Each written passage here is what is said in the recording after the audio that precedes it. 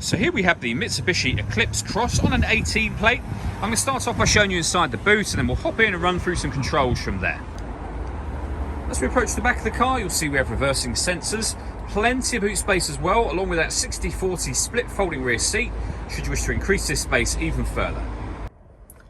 Okay, now that we're inside the car, we're going to start with the dials. On the left-hand side, we have the rev counter, and on the right-hand side, the speedometer.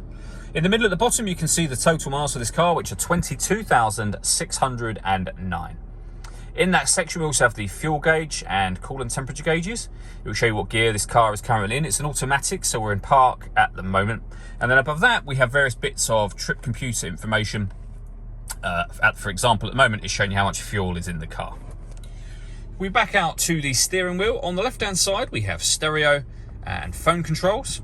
And on the right-hand side, cruise control and speed limiter. When you set the cruise control on this car, you can hit that button. This car is able to maintain its own distance between itself and the car in front. It will both speed up and slow down automatically depending on the car in front's speed. We've done a video showing that system working. It's well worth checking that out. You can find that on our YouTube channel and on our website. With the minus and plus pedal, that is so that you can change gear manually with this automatic gearbox. Just above that section, we have the heads-up display. You can probably just about see it there, a digital readout for the speedometer. And then over to the main screen. So this will take you to the home screen.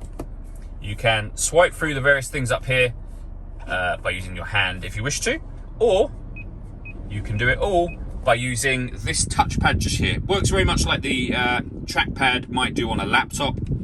So you can swipe, you can push it down, select things. So for example, if we want to go to DAB radio, if I push that down, we're now in the DAB menu, as you can see. So you'll see up there, music-wise, we have DAB radio, as I just mentioned. We have FM, you can pair your phone. We've got Bluetooth audio, USB input. You can see lots of different ways to listen to music. AM radio there as well, for example. Working our way down from that, we have dual zone climate control. So you can adjust the passenger temperature, the driver temperature. You can increase and decrease the fan speed from here. The air conditioning is on at the minute, so you can turn it off, back on again, or hit auto. When you do that, the car will take control of the direction of the air and the fan speed to maintain those temperatures for you. Any manual adjustment will turn auto off straight away, as you can see, and you're back in your own settings then. We have two USB inputs for your music, a 12-volt charging socket. We can put the vehicle in eco mode. We can turn the heated seats on, so passenger and driver both have two different heat settings on each. We can lock the car's four-wheel drive system. The buttons I just showed you a moment ago, and then we have the gear lever for the fully automatic gearbox. If I put the car into reverse, you'll see here we have a 360 parking camera, so a reversing camera and a bird's eye view image of exactly where the car is parked right now, making it incredibly easy to park the car. Goes a few steps beyond that. There's a button on the steering wheel you can press that will bring up a front parking sensor and the bird's eye view, or a front parking sensor and the front passenger side wheel. So very easy to park with all of those cameras.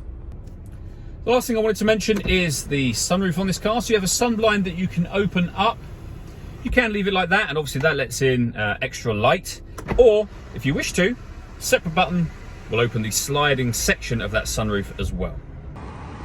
All that leaves me to say is thank you for taking the time to watch this video. If you'd like to come and see the car in person and have a test drive, please feel free to call any of our MJA sites. We'd love to hear from you soon.